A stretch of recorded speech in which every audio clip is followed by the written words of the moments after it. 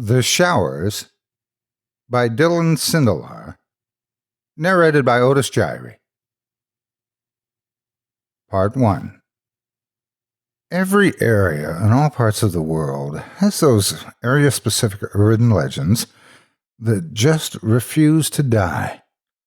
Whether the stories are about a haunted asylum on the outskirts of the city, a creature that lives in the nearby woods, or a ghost that haunts a lonely stretch of road outside of town, there's always a common thread within the tales. No one has ever been to these places, seen the creatures, or witnessed any hauntings with their own eyes. There are members of every generation who will proclaim that they know someone whose brother's best friend's sister went to that haunted house with 13 floors that used real blood and snakes and spiders, and is so scary that no one has ever made it all the way through. Those same people will swear by these stories without ever being able to provide a shred of evidence or a name of someone who could provide proof of the claims, simply because everyone around here knows it's a true story. The storytellers eventually pass the tales on to their children, who modify them just enough to keep up with changing times, and the cycle continues. I'm as skeptical as anyone when it comes to these stories, seeing as I was like a junkie when I was younger, constantly searching for more terrifying stories about whatever area of the country I was living in at the time. I made up and spread stories about haunted pizza parlors in New York, my cousin's encounter with the Jersey Devil, or how my grandfather encountered a feral, human-like demon creature in the woods of Colorado. I even broke the one rule with these stories by putting myself in them. This took guts in hindsight because I had to make sure that I always told them the same way. Surprisingly, no one ever called my bluff. I like to think that I have had some wonderful contributions to various urban legends around the Midwest and northern states. I moved around a lot. There was always a surge of joy whenever I would wander the halls at school and hear one of my classmates retelling my stories to another, one of their friends, adding a little bit here and there like a massive game of telephone. I knew, of course, that the stories were complete fiction, but I stood my ground whenever someone asked me about them. I would even manage to act a little bit, speaking with a shaky voice, or looking scared when I'd recount a situation that I supposedly experienced myself. I suppose this aspect of my childhood has led to my current predicament, which I will recount in full, for the internet to take from it what it will. I've laid this little introduction out as sort of a disclaimer, aimed particularly at those who will call my story into question. I have been like the boy who cried wolf for years, but I assure you with every ounce of honesty and integrity that I have that this time the wolf is real. From my introduction, it is probably apparent that I moved around the country quite a bit in my middle and high school years. Neither of my parents had anything to do with any branch of the armed forces. They simply didn't tend to hang around any given place for too long. I suppose it had some sort of effect on me, but I wasn't hurt by it or anything of the sort. Growing up, I was a complete ham. I made friends very easily, was often the class clown, and because of that, was often disliked by my teachers. Again, this was never an issue, as I was usually in another state by the time the next semester rolled around. My friendships were often fleeting, as were any positive relationships that I ever had with my teachers, and because of the events that followed, my memory of one teacher in particular is probably slightly skewed, but I will attempt to give at least biased versions of our friendship that I can. Mr. Mays was one of my social studies teachers in the early years of my high school experience. Being older now, I can understand how horrible children are to deal with around that age, and I respect him to no ends for the way that he was able to connect with his students. He seemed like one of us. He talked like one of us, made pop culture references that were current, listened to cool music, and sometimes he would even say hell or damn while he was giving a passionate lecture about Native American history or something like that. A teacher that swore, even a little bit, was the epitome of cool to a freshman in high school. My memories of Mr. Mays mostly stem from the way that he really got into anything that he was doing. The instance that is still very vivid in my mind was, of course, around Halloween of my sophomore year. Mr. Mays had the typical teacher decorations around the classroom, smiling jack-o'-lanterns and black cat cartoons, typical and boring in the minds of egotistic high school students.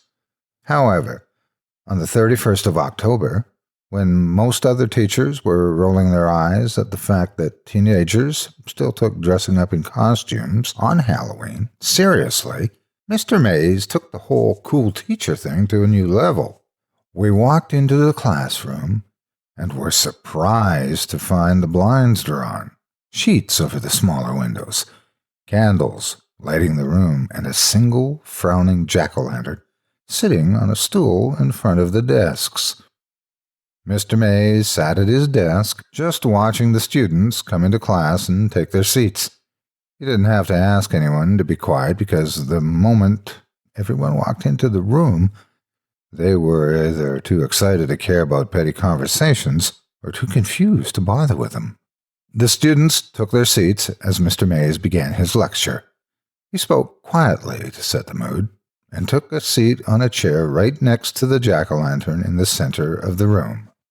"Today's probably my favorite day of the year, class," he said in a monotone voice. "Halloween is my favorite holiday, and I want to share with you exactly why I love it so much." One girl raised her hand with a concerned look on her face. "I'm pushing the due date for your papers to next Tuesday," Mr. Mays said, without bothering to look at the girl, who slowly put her hand down, looking around at the other students with a hint of embarrassment. The class erupted in quiet cheers, and Mr. Mays waited for the inevitable silence.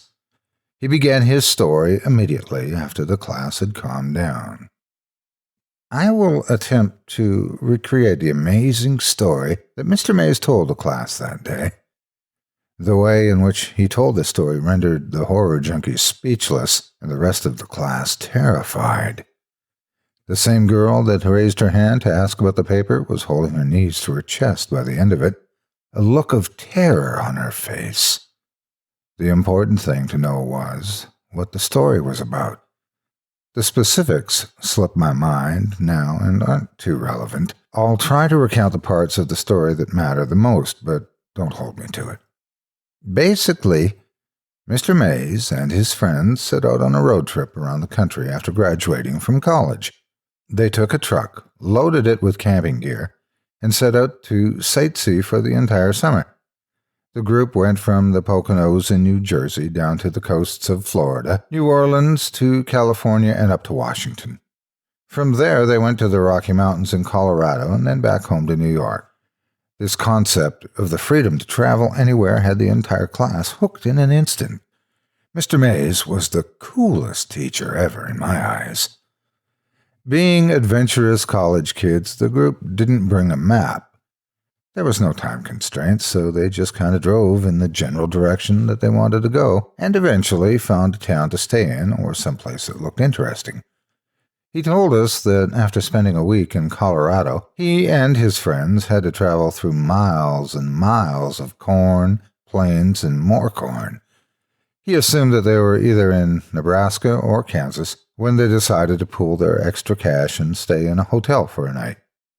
They settled into a motel in some town that Mr. Mays could barely remember the name of when one of his friends realized that they were somewhere near his grandfather's farm. He wasn't entirely sure where it was, but being adventurous college kids, they decided to get a quick refund from the motel and try to contact the friend's grandpa. They were unable to get a hold of the grandpa on the phone, so the group figured it would be fun to just show up. Mr. May's friend was adamant that his grandparents would take them in and feed them without a moment of hesitation. So the group set out within an hour of sunlight, seeking the salvation of a comfortable house to stay in. In Kansas or Nebraska, wherever it may have been, there aren't a whole lot of natural markers that could guide lost travelers. Any directions given to someone who didn't live around the area basically amounted to, go up a couple of miles to the corn, take a right, and then go down a dirt road to the other corn. There should be some wheat on your right. So, as is the case in most scary stories, the group got lost. Never wanting to admit defeat, they drove into the night, making wrong turns every 5 minutes until they found themselves on a wooded road that Mr. May's friend was certain that his grandparents lived off of. Mr. Mays described the road as basically a dark path to hell. I wasn't exactly sure how true this was because he got very excited and a bit ridiculous with his explanations of the trees that almost tried to grab the car and the red eyes of countless animals looking at them from the darkness. Regardless, the typical horror tropes worked on most of the class. Everyone was terrified. So the group of guys drove on this dark road for about 15 minutes before they came to a clearing and a small building with lights in it, and what seemed to be a silo. They figured that at the very least, the people who lived here would be able to help them find where the guy's grandparents lived.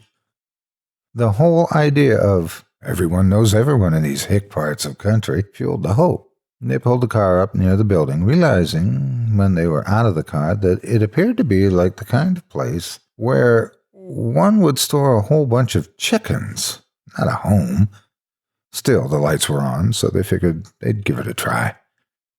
They approached the building as a group, looking in the semi-open sliding door to find a big, empty room. Hanging fluorescent lights lit the room like it was daytime, and they couldn't see a soul. There were no cars, but one of Mr. May's friends was convinced he'd seen someone as they pulled up. So they decided to go inside and see if there was an office or something where someone might still be working. Why else would they have this huge place lit up like that? There were no doors on the inside of the building. Again, it was just a giant empty hall. So the group roamed around the property and over towards the silo. As they got closer, they noticed what appeared to be a cellar door. At this point, I remember Mr. Mays telling the entire class to learn from his idiocy. He told us that he hadn't seen many horror movies before that time and didn't think twice about approaching a creepy cellar door in the middle of a dark, scary foreign place. He said that approaching the door was one of his biggest regrets. Mr. Mays let the whole class know that he was going to tell us as much as he deemed appropriate about the experience. He felt that we were mature enough to handle it, but advised anyone that was squeamish to leave the class early. Several students quickly gathered their things and walked out the door, a couple of them being stoners who saw this as an opportunity to smoke behind the school before their next class. I didn't even give the announcement a second thought. Like I said, I was and am a sucker for this kind of stuff, and Mr. Mays was telling a story better than anything I could conjure up. I wanted to learn from this guy, even though I didn't believe much of the story. After the class had thinned a bit, Mr. Mays continued with the story. He told the remaining few that he and his friends opened the cellar door, releasing a smell that he only described as the most putrid thing my senses have ever experienced. The group was no longer concerned with finding the owners of the property, but was now set on finding the source of that smell. They went down the steps into the cellar, which was lit by single bulbs spaced sporadically along the ceiling of a long hallway. No one spoke. Things had gotten too strange. The walls were lined with metal sheeting similar to the roofing on farms. The hallway itself was crooked and the ceilings constantly lowered and rose, like a tunnel that was hastily dug and then never touched up. There were sections where the boys almost had to crouch in order to pass. The worst part, Mr. Mays told us, was that the light bulbs continuously flickered, sometimes acting like a strobe light and making it very difficult to move through the winding and unstable hallways. In hindsight, he was certain that his mind was playing tricks on him, but he remembered seeing flashes of things that couldn't be there. He said that when you're that focused on something, or if you're that nervous, your mind can do that to you. It simply can revolt, showing you things or people that aren't there. He continued to describe the hallway, and I was on the edge of my seat. The halls were windy and seemed to go on forever. Mr. Mays guessed that they were somewhere under the creepy forest they had driven through when they found a door, but he couldn't be sure. He said that they came upon a door after walking for what felt like a mile. It was simple and wooden, but it looked like it belonged outside of a suburban home. It had a nice design, seemed to be freshly painted red, and had a very nice knob and knocker on it. It was a door that belongs at an entrance to a nice house, not one that would be sitting in a dirt tunnel in the middle of nowhere. His friend walked toward the door, moving carefully because of the flashing light bulb and increasingly uncertainty about the stability of the surrounding walls. He turned to the group, the rest of which were nervous at the very least, and attempted to lighten the mood with a laugh before he said, "I should probably knock first." Mr. May's friend grabbed the steel knocker and hit it against the door several times, mockingly but quietly uttering, "Is anybody home?" The group waited about 30 seconds before their attention broke. The guy next to the door shrugged his shoulders and went to walk back to his friends, but as he did, the light bulb between them surged and exploded. The boys shielded their eyes and looked back to their lone friend by the door. As he lowered his hands, one of the metal sheets of the makeshift roof dropped. The edge of the sheet fell directly on the boy's forehead, slicing it open and sending a wave of blood down his face. The impact apparently knocked him out, and he fell back against the door, knocking it open in the process. The entirety of the group rushed through the dim light to their friend, barely noticing the seemingly pitch-black room that now lay before them. Mr. Mays was the first to make it to his friend's side.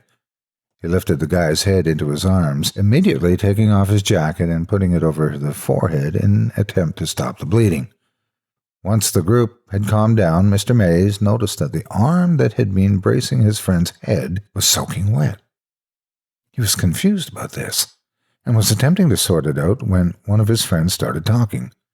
He said something along the lines of, "The lights, we gotta go," when Mr. Mays took notice. "You know, when you turn off a light," he told the class, "and everything is almost pitch black except the light of the bulb dying out or cooling down. It was like that, but there were so many of them. At least 20 light bulbs had lit the room seconds ago, and now only looked like little stars in the darkness. That was definitely terrifying, but that wasn't the scariest thing." There was still a very dim light coming from the hallway behind them, and though it was weak, it lit the room up just enough to see the shape of tens of people standing less than 10 feet in front of them. Mr. May's friend went to say something else as one of the bulbs to their right flickered to life. Let me interrupt at this point and say that Mr. Mays was a generally playful guy. He had that tone of voice that makes you want to respond. Basically, he could say, "Let's go jump off a cliff, guys," and you would want to respond with, "All right, Mr. Mays, show us the way." That is a ridiculous statement, but it gets the point across. He was a charismatic guy. The whole story, up to this point, had been told like a campfire story. He had the voice inflections of someone attempting to be mysterious and scary, which worked, but was noticeable. At this point in his tale, I recall that changing completely. He was no longer attempting to spook anyone. I could tell that this section was difficult for him. Either he was a very good actor, or it was really a terrifying memory for him to relive. He told us that the light bulb came to life and illuminated the group of people in front of him. In the dim light, he could see children, at least 20 of them, in just the visible light. They were all dressed in nightgowns that looked to be tattered and torn, stained dark with something. Their hair was long. Every single one of them looked like they had not had a haircut since birth. Some of the children were almost completely obscured by the length of it. Every single one of them didn't appear to have seen a shower or a nice bath in their entire life. Mr. Mays told us that the most terrifying part of the whole thing was that none of the children were moving. They were all standing, staring, most of them only visible from the faint light reflecting off of their eyes. His whole group was paralyzed with fear for several seconds when they heard what sounded like an animal in the distance, yelping.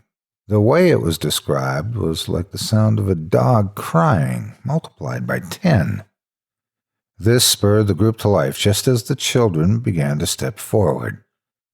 His friends grabbed the injured one and lifted him out of the room and into the hallway in an instant. Mr. Mays took another second to move and had difficulty finding his bearings. He reached to his left in an attempt to find a wall to lean against, and ended up finding a handle, then pulled hard, never losing his vision on the children. He bolted for the door right as he noticed what he had grabbed onto. A shower head protruded from a cement wall, reaching maybe a foot into the room. There was something leaking from it, but it was too dim to tell what it was. He realized that it had been leaking onto him, but he didn't care. There were now children stammering towards him as an animal cried in the distance, and his friend was seriously injured. As he left the room, he made a point to emphasize that he could make out several more shower heads on the wall near the single dim light bulb. "This is why I call them the showers," Mr. Mays told the class. I was transfixed, sitting as far forward as my desk would allow, bracing for more. "I slammed the red door behind me," he said, "and ran through the hallway faster than I have ever run before or since. I made it back to the car, and we drove out of there like a bat out of hell." A couple of students snickered at his use of the word hell. "So, when you're out trick-or-treating tonight, make sure you know exactly where you're headed, and don't go out to any abandoned farmhouses. I mean, there aren't many around here, but you're all smart kids. Well, except for Jerry." And the class laughed, and the mood lightened as the bell rang for passing period. Mr. Mays turned the light on and thanked everyone for listening, reminded them about the paper due next week, and told us to have a safe and happy Halloween. Students all around me were abuzz with theories about the story they just heard. "I bet it was some sort of crazy Nazi hideout," said one girl. "I think they were all ghost babies that were killed by a dog," said another. I couldn't theorize in the slightest. I was still caught up in the moment. The way that Mr. Mays had told that story and the detail that he included in it left me feeling like we didn't get the whole story. A couple of days later, I stayed after class and asked him about how it really ended and what happened to his friend. He laughed and said that his friend was fine and that it was, honestly, he whispered this part, probably due to some of the drugs we were on at the time. Mr. Mays winked at me as if to say, "Don't tell anybody about the drug bit, kid." And I smiled and left. I lived in that town for another couple of months and then was rapidly moved halfway across the country to Milwaukee, Wisconsin. I twisted the tale around and told it around campfires as I got older, and it was always a hit, but I always changed the ending, letting the friend die of blood loss or from being dragged away by the children. It wasn't until college that I got a chance to talk to Mr. Mays again. I went to college in northern New York, not for any reasons associated with this story.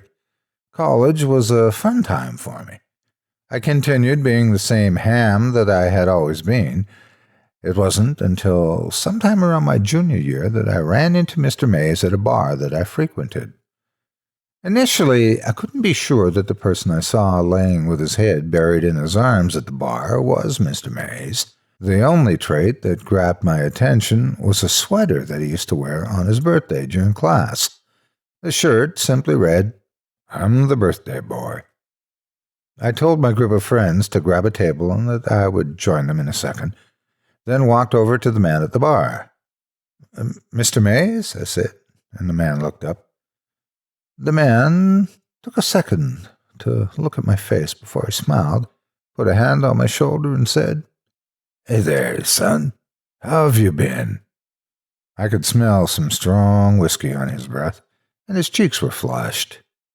The look in his eyes told me that he was 3 sheets to the wind and probably had no idea who I was. "Mr. Mays, it's Jack. I was a student of yours for a couple of semesters, about 6 years or so ago." His face changed a bit, and a genuine look of recognition set in. He took a calmer tone, smiled, and said, "How have you been, Jack?" We talked for a solid 20 minutes. I told him what I'd been doing for the last several years, and he told me. Apparently, he was still teaching at the same high school, the same old shtick, as he called it. I asked if everything was all right, and he said that they were as good as they ever have been and were ever going to get. It took me a while to realize that I was an adult that was having a conversation with another adult. Every time I had spoken to Mr. Mays previously, I had been in the teacher-student relationship, but now I was just a guy having a drink with a friend at the bar. My friends eventually left, and I continued to drink with Mr. Mays. He told me all about his divorce and his kids, things that I would never have asked or cared about previously. But now I cared. He was a real person to me, not just an idol anymore. This was a guy who had real problems, not the infallible teacher that I once thought he was. It had been several hours before I even brought up his story about the showers. I told him all about my history with urban legends and scary stories, and he just laughed. When I mentioned the story that he had told us years ago, he almost seemed uncomfortable. He finished his whiskey, signaled for another, and then turned at me and got very serious. "Listen, Jack, I don't know why I kept telling that story year after year." His words were slurred, or my hearing was messed up. We were both sufficiently blitzed at this point. "That was what my therapist told me to do when I was younger. I had to tell people it. To come to grips with it or some shit." He took a big swig of his drink. "Wait, you're a therapist?" I said. Mr. Mays laughed heartily and looked at me. "Of course, Jack. You think that something like that wouldn't fuck a person up?" I was confused, but smiled nonetheless. Things had gotten very strange. "But, I mean, you said you were all on drugs or something, right? No one was too terribly hurt. You were all okay, right?" He got almost cartoonish with his sadness in the next several seconds. "Of course we didn't, Jack. Why do you think I'm here now, right now?" I was puzzled, quickly filled with 1,000 questions that I wanted to ask him, but I let him carry on. "Didn't fucking, you didn't make it, Jack." He laughed. His laugh turned suddenly to tears.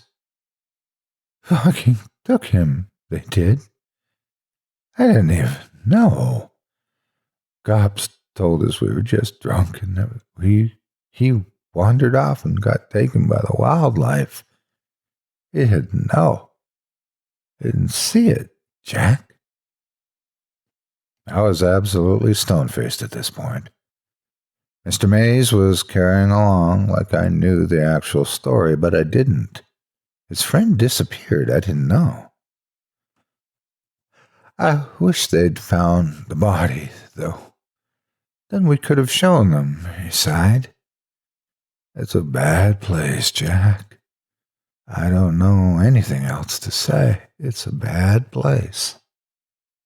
He carried on for a few minutes more about his friend and the fun that they had before they went on that trip, and I let him talk. It was only a few minutes later that his phone rang. "Hello, sweetheart," he whispered into the phone. I'll be out in a second. He gagged. Love you, baby. The person on the other end hung up the phone, and Mr. Mays got up to leave.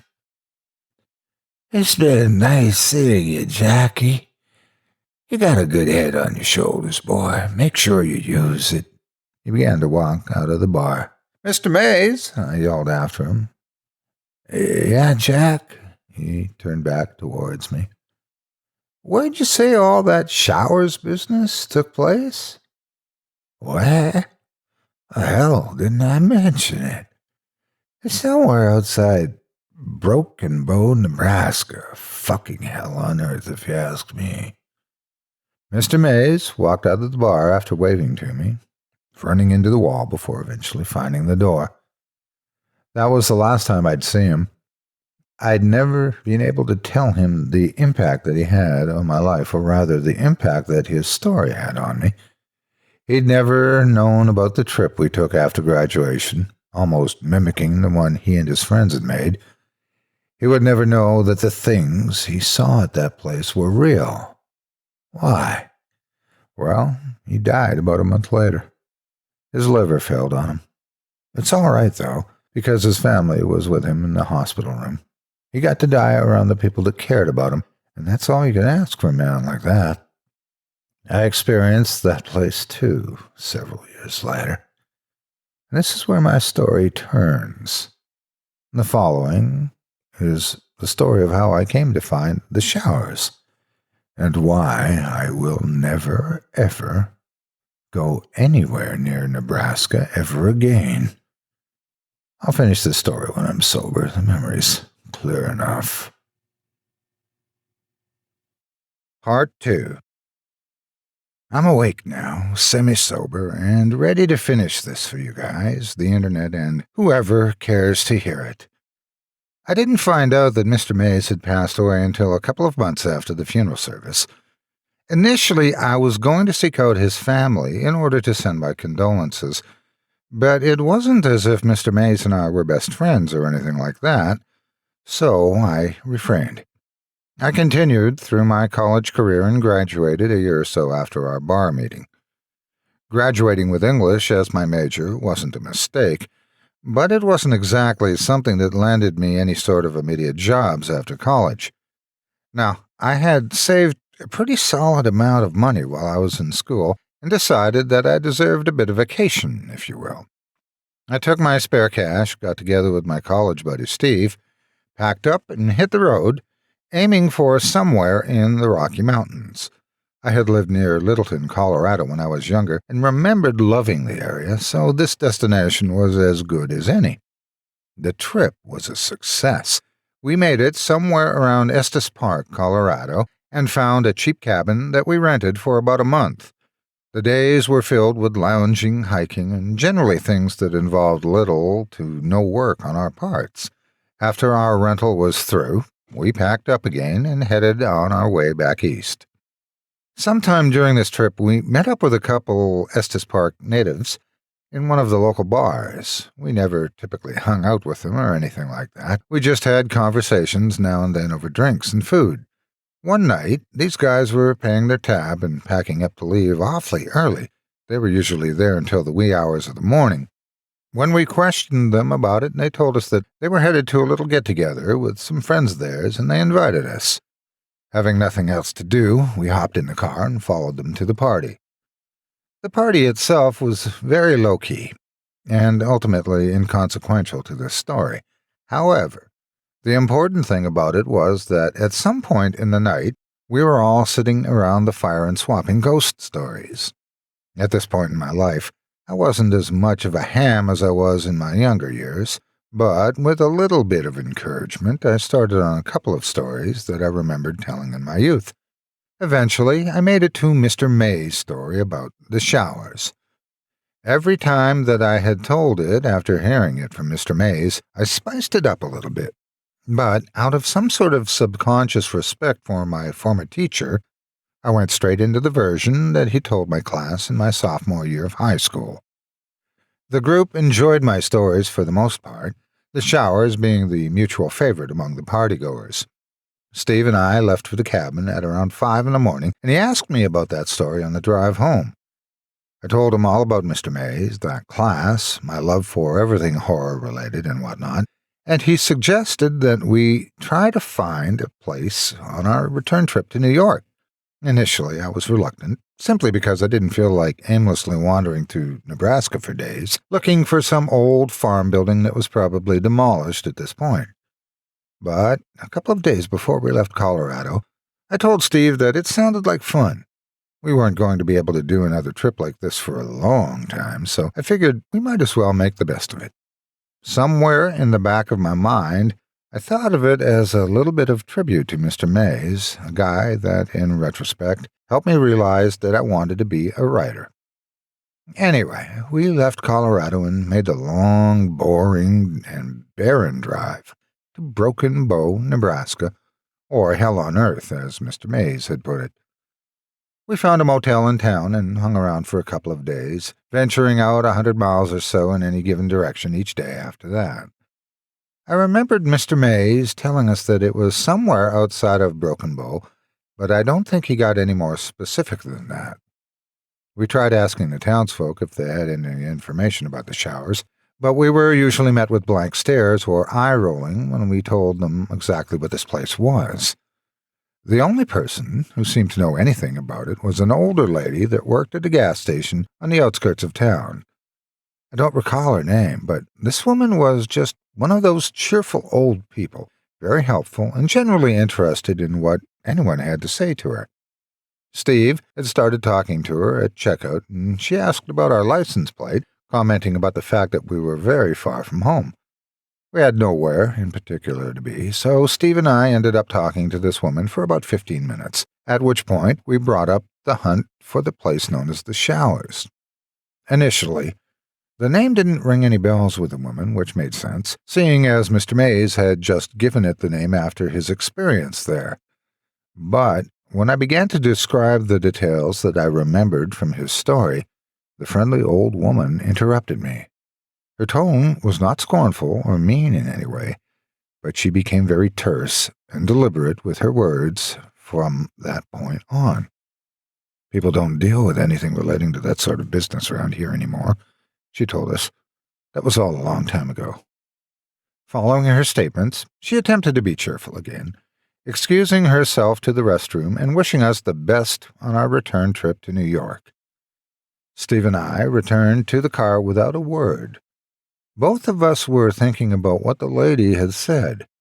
Again, she didn't seem to be angry at all. She just didn't want to hear another word about it. We were driving back to the hotel before Steve said something. I mean, if I had to live in a place associated with an urban legend or something like that, I would totally mess with anyone who asked about it, he said. I mean, eventually you'd just get tired of people asking about it, and so you'd just try to scare them to get them to shut up, wouldn't you? I agreed with Steve and kept driving, but the whole experience wasn't sitting right with me. If this was some sort of well-known legend in the area, why did no one else in the town seem to know anything about it? But I managed to shrug it off. Mind you, neither of us was scared of finding the Showers. This little excursion on our road trip was more like a scavenger hunt, a cap-off to an overall relaxing vacation. Steve and I were basically like tourists, hunting for the site at which a famous movie was filmed or something like that. We went into the whole situation with little or no expectations, and a fleeting hope that we'd be able to find this place. We spent another day in Broken Bow before we took our next trip out to try and find the Showers. Nebraska isn't as terrible a place as people make it out to be, but it really isn't all that exciting. We found a bar and spent some time there, and that was just about the extent of our activity on our day off.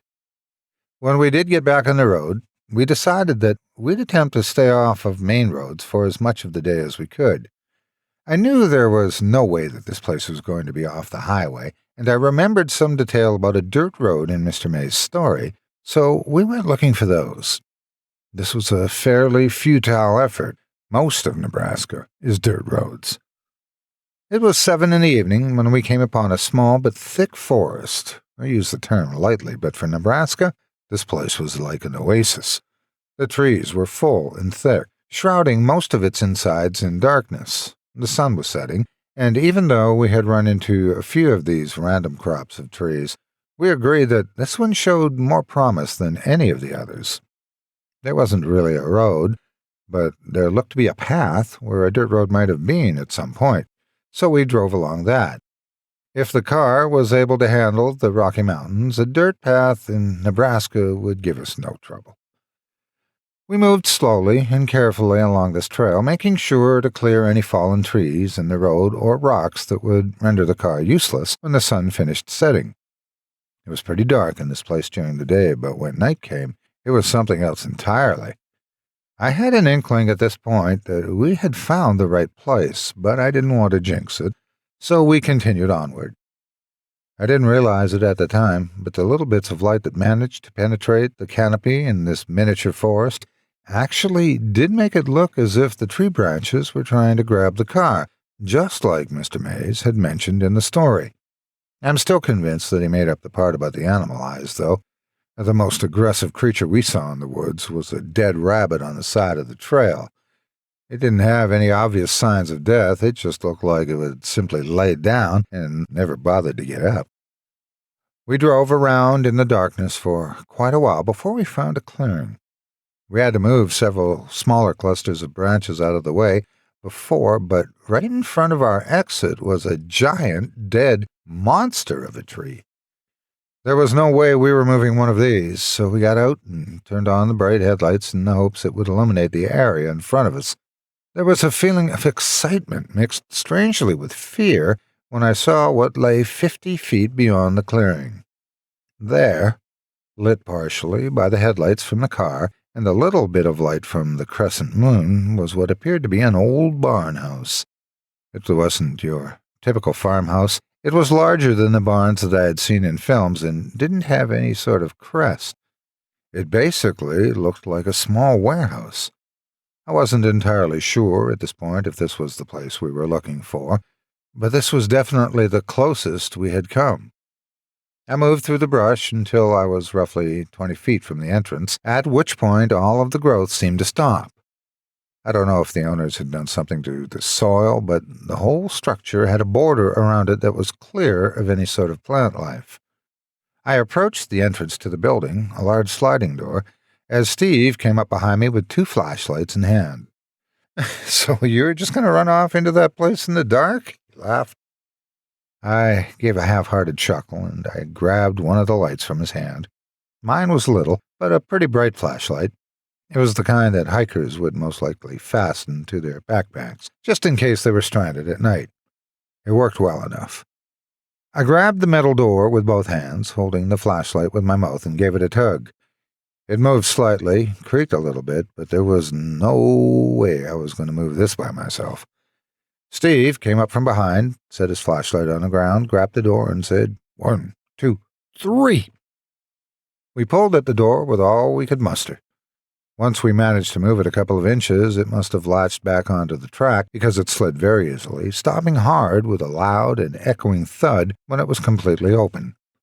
Steve picked up his flashlight and walked behind me. I'd already moved inside. The inside of the structure was exceptionally bare, almost troublingly so. I wasn't entirely sure how far we were from the nearest home or small town, but there wasn't even the slightest bit of evidence that anyone had been in this building for years. There were no broken beer bottles or empty bags of chips. There weren't even any animal droppings or eager plants that managed to grow here. The room was expansive, larger than your average farm, but not the warehouse-sized monstrosity that I believed Mr. Mays had described in his story. I was sure that it was simply a holding area for farm equipment or something similar at that point. Disappointed, I wandered near the entrance while Steve ventured into the expanse of darkness.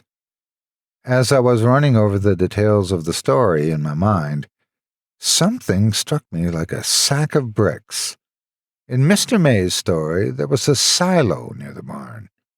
I ran outside, my eyes adjusting easily because at the very least it was brighter outside.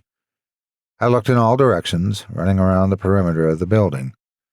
Surely, if there was ever a silo near this place, there would be some evidence of it somewhere.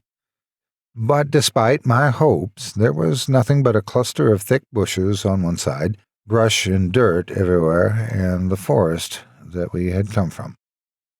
I walked back into the building, frustrated and tired.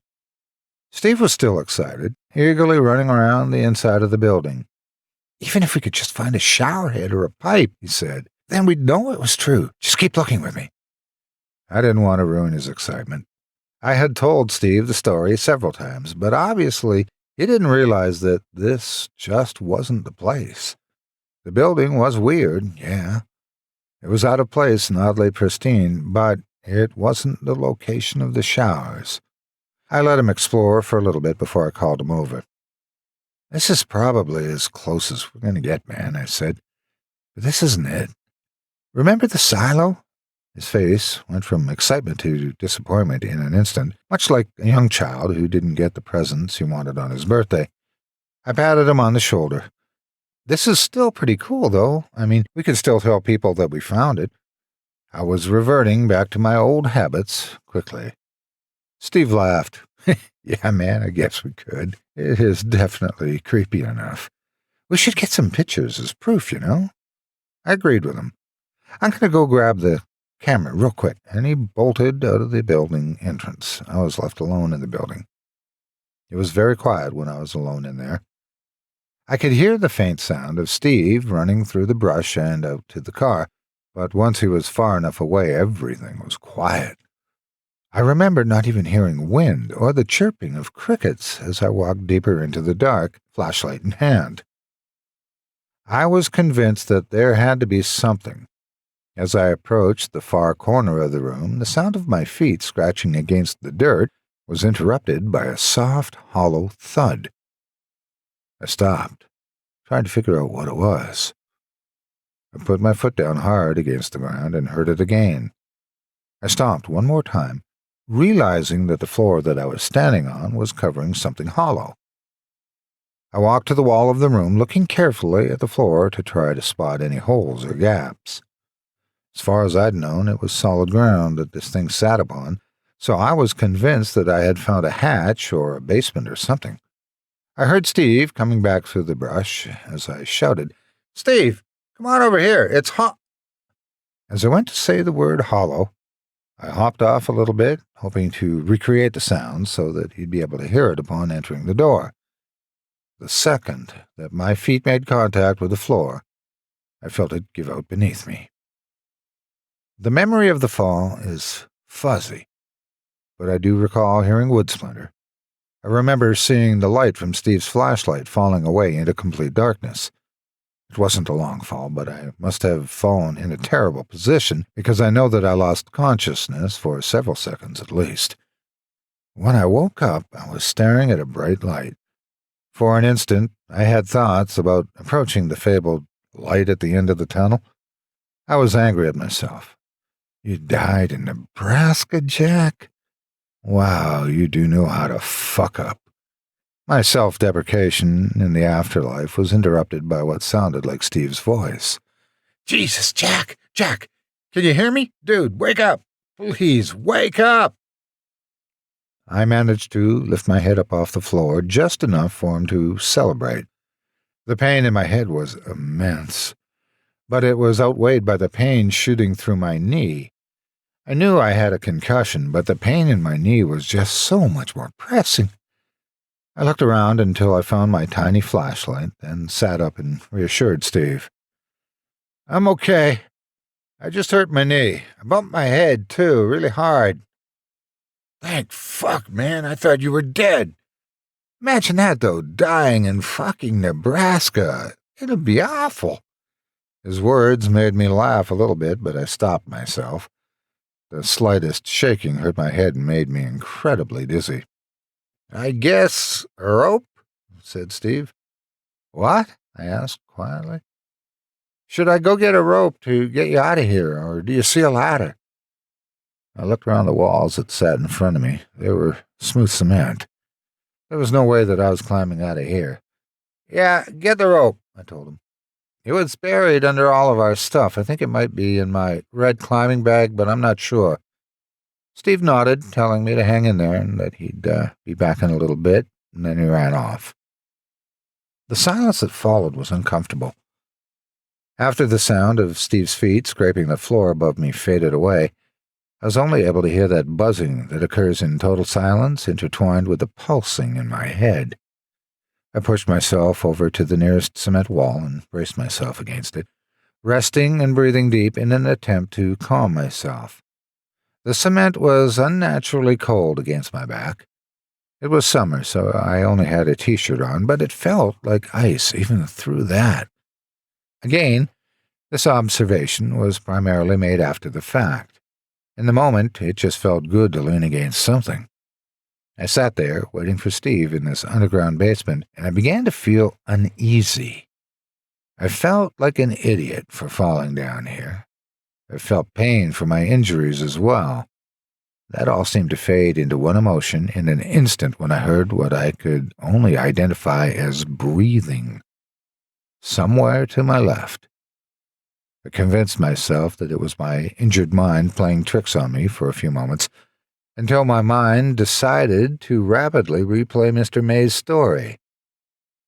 When I'd first heard it in that classroom years before, I was more impressed than I was scared. But now, sitting in a dark basement in the middle of Nebraska, I felt something that I hadn't felt in a long time. It couldn't even be summed up in the word fear. As I sat there, I felt all-encompassing dread. I pointed my flashlight to my left, the direction from which I thought I heard the sound. The light didn't reach the other wall, it was too far away, but I was comforted to see absolutely nothing there. I breathed deeply for a couple more seconds before I heard another noise in the darkness. It was very quick, and I cannot be sure that it wasn't my own body moving around without my noticing, but I thought I heard a scraping sound not 10 feet in front of me. It sounded like the noise your feet make when you're walking across a dirt-covered floor. Before I could react, I heard the breathing to my left again, closer this time. There was no way this was real. I hadn't seen so much as a spider web in this building, and now I was convincing myself that something next to me was breathing. I was angry at myself for getting so worked up. I told myself that the human brain is constantly hallucinating. I told myself that while in silence or darkness, the brain will make sounds to fill the gap or make you think you see things that aren't there. I channeled my inner skeptic in order to calm myself. It worked. It worked until I saw a flash of something in front of me. I can't be entirely sure what it was, but I heard the accompanying sounds of feet scraping against the floor, and I began to swell with dread. I decided that the best course of action at this point was to turn off my flashlight, assuming that if they couldn't see me, they couldn't get to me, whatever they might be. I turned off my flashlight and was left in complete and total darkness. The bulb of the flashlight faded as it cooled, and I put it into my pocket, simultaneously pushing back against the cold cement wall in an attempt to stand. I managed to get up on my foot, and found that I couldn't stand to put any pressure on my injured knee. I limped to the corner, humming to myself, trying to break the deafening silence. I called for Steve as loud as I could manage, but heard no response. He was probably in the back of the car still hunting for the rope. There had to be a ladder or something somewhere. I continued to hum, and my heartbeat, which had been beating almost out of my chest, slowed to a manageable rate. I moved along the cement wall, keeping my whole body against it, and the weight off my injured knee. I had traveled what I guessed to be 10 feet when my head made contact with something in front of me. I tumbled to the ground. My concussion must have amplified the pain because it was blinding. I reached both hands to my forehead when I felt something warm and wet with my fingers. I searched for a cut anywhere on my forehead, but couldn't find one. I desperately searched for my flashlight as I sat up and tried to get back against the wall. I grabbed the light in my right hand, bracing against the wall with the other. I turned it on and pointed it into the darkness where I was just laying. The floor was wet, but the dirt had muddled the color of whatever the liquid was. I tried to get my eyes to focus on the puddle, tried to convince myself that it was my blood when I saw another drop fall into the puddle. Words lacked the ability to describe the way I felt when I heard the drip noise again, and saw yet another tiny ball of liquid fall into the puddle. I think I knew, even then, exactly what the source was, but I was endlessly trying to convince myself that I was wrong. I lifted the flashlight up and pointed it at the source of the liquid. What stared back at me was a pipe that protruded at least a foot out from the cement wall. The metal was rusted and cracked. Little bits of the liquid began to seep from them. At the end of the pipe was a simple shower head, aimed down towards the ground. You know that feeling when your stomach drops? In this case, I think mine literally did, because I vomited immediately. I got it all over my shoe, but that was the least bit important at the time. I ignored the pain in my knee and shuffled along the wall as fast as I possibly could. I heard noises, but I can't be sure if it was just the sounds of my own movement or something around me. I managed to duck under the next showerhead. This one was higher up in the wall and seemed to be leaking the same liquid that the other one was. I felt like I was moving along something infinite. Every now and then, I would have to duck or move under another metal bar, another showerhead. They began to pour more profusely, but the liquid was too thick to come out easily. The room began to smell. I remembered immediately the way that Mr. Mays had described it. I grabbed my shirt and put it over my nose, trucking onward, but it didn't stop the smell for an instant. It smelled like vomit. It smelled like shit. It smelled like burnt hair. It smelled like rat. I was still moving against the wall when I fell into some sort of outlet. I hit the dirt ground hard, adrenaline coursing through my veins. The pain still managed to break through, though. My flashlight was still in my hand. I aimed it and examined my surroundings. Sitting in front of me was a doorway. There was a door there, though it looked aged now. It had a nice little design on it, a doorknob and a knocker that looked like a snarling demon. Red paint was peeling from it, flaking off and falling to the ground in front of me. I clumsily rose and bust through the door, narrowly missing a piece of hanging sheet metal in front of me. I was crawling now. There was no way that I could run. The walls and ceiling were lined with metal, the kind that you would see on the roof of a farm. Large pieces of wood seemed to brace the sheets, holding this makeshift tunnel together. I couldn't risk sliding against that and possibly cutting myself on the metal or hitting the wood and causing a cave-in, so I crawled. I pulled myself for what felt like miles, running into walls every now and then because the path seemed to curve like a snake. I had no idea where I was in relation to that hole that I had fallen through, but I told myself that there was an exit at the end of this. Had I not been crawling, I would have surely hurt myself far worse. There were parts of the tunnel in which the ceiling dipped down to maybe 3 feet above the ground. It hadn't caved in because the ceiling still lined it. Someone had built it like this. This again is in hindsight. I didn't care at the time. I kept telling myself there was nothing behind me, but I swore that I heard feet scraping only a few inches behind my own. My jeans would brush against my legs every now and then, making it feel like someone was touching me, and even now, I still can't completely convince myself that someone wasn't. I crawled and crawled until I reached an upslope. With joy, I looked ahead of me. There was a cellar door. The door was made of wood. I knew this because I could see light through them. I couldn't be sure, but I thought it might have been the light from the car's headlights. Besides all of that, I was just so immensely happy to find an exit.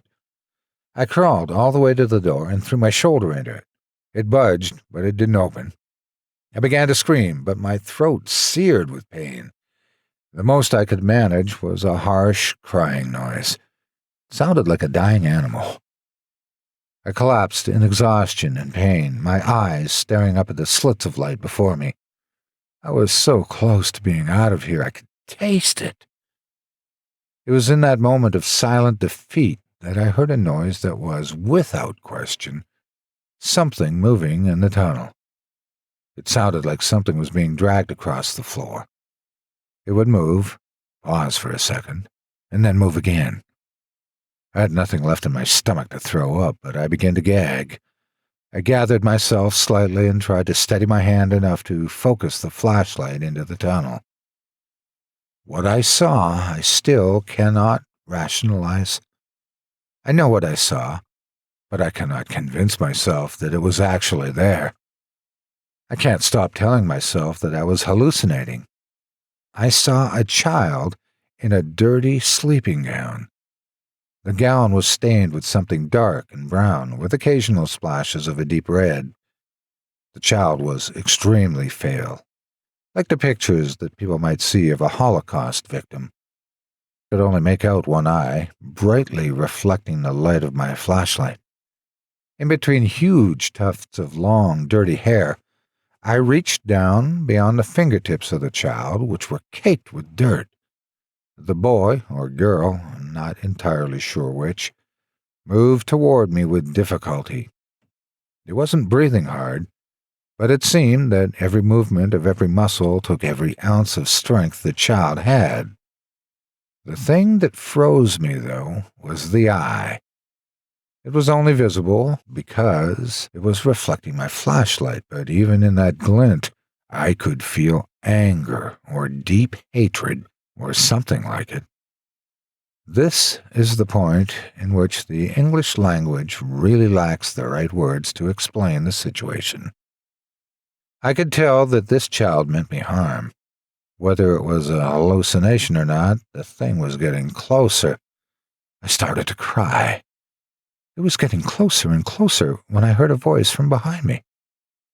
"Hey, Jack," whispered the voice. It was Steve, I was certain. I tried to talk back, fully intending to say, "Open this up and get me out right now." However, given my current state, I am sure it just sounded like garbled nonsense. I crawled at the door, pushing against it with everything that I had, and finally breaking eye contact with the child.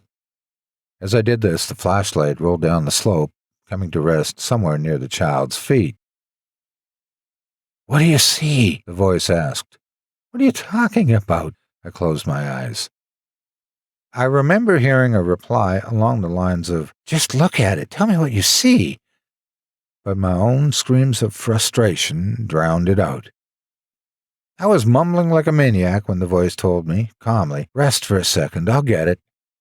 The statement took a second to settle in, at which point I closed my eyes tight. "Steve, just do it, please. Please, just get it open, please," I whimpered. "Just get me out of here." My voice was beginning to get louder. "Steve, goddammit, open the fucking wooden door." I opened my eyes for a split second to see nothing but black hair dangling in front of my face, a small glint of light hidden in the mess of tangles. I slammed my eyes shut and screamed with every ounce of energy I had, "Open the fucking door!" The door behind me gave way and I fell onto the dirt, taking in a breath of fresh air. The eyes were still closed, but the first thing that I did was scramble to find the cellar door and close it. Once I had done that, I took a deep breath and opened my eyes. I saw the barn in front of me, illuminated by the headlights of the car. My head was pulsing with pain. I was covered in dirt and liquids that I didn't even care to know the origin of. My knee was, at the very least, dislocated. But despite all of that, I was out of the tunnel. I took a deep breath, buried my head in my hands, and said, "Steve, why didn't you just fucking open the door?" I waited for a response, but none came. "Steve, seriously," I began. "I was fucking clawing, screaming for my life," I said as I looked behind me. My stomach must have been on the verge of falling out of me at this point because it shifted again. The only thing behind me was the large mass of bushes that I had seen while examining the perimeter of the building. I was angry. "Steve, this is not the fucking time. Come out of the fucking bushes." I was getting ready to stand up when I heard a yell from the front of the building. A flashlight bobbed up and down in the semi-darkness. Steve was running into the open door of the structure, yelling my name and telling me not to worry. I must have lost consciousness at that point. When I woke up, Steve was standing over me, desperately trying to wake me up. His words were almost incoherent, at least to my ears. He helped me to my feet and began to walk me to the car. As we walked away, I saw my flashlight sitting there just outside the cellar door. The light was fading. Steve brought me back to the car and then drove me to the nearest hospital. I fell asleep, but he told me that he drove around for an hour before he found a main road. I don't think I ever told him the whole story. I believe he thinks I was just injured from the fall. He never really asked me about it, and we didn't stay in contact for much longer. It's not like we deliberately parted ways. We just sort of stopped hanging out after that trip and went our separate ways. I've never been able to fully understand what happened that night. There are many things that I can explain away as being hallucinations, but there are still many things that don't make sense. The shower heads were there and they were leaking something. The door was real. The tunnel was real. Most everything else can be semi-rationalized if I can convince myself I had a very bad concussion. A very, very bad concussion. But the one thing that I couldn't have imagined was that cellar door was locked, and then it suddenly wasn't. I am still as skeptical as I've ever been, but I believe in what happened to me at the showers. I'm not a hermit or a social retard because of this. I drink a lot, but I'm still functional. But I will never return to Nebraska. No one will ever be able to convince me otherwise. I don't watch horror movies either. There's absolutely nothing entertaining about being so desperately scared. That's it, really. There's no typical ending for my story. I was just changed by my experience. Yeah. But there is no way to change anything about it or fight back against it. I can't even convince myself that I wasn't just seeing things. Believe me, I have been trying for years.